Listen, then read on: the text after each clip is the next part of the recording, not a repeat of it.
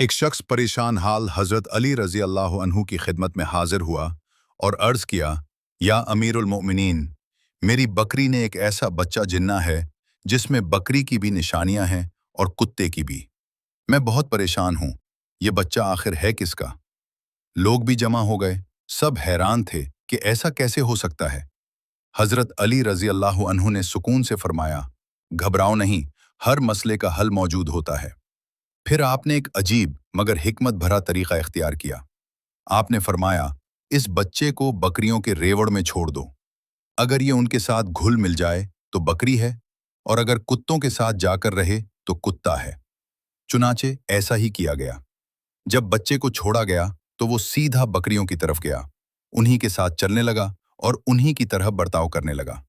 یہ دیکھ کر حضرت علی رضی اللہ عنہ نے فرمایا، یہ بکری ہی ہے، کیونکہ ہر مخلوق اپنی اصل فطرت کی طرف لوٹتی ہے۔ سبق: انسان بھی اپنی اصل فطرت اور عادتوں سے پہچانا جاتا ہے، نہ کہ صرف ظاہری شکل سے۔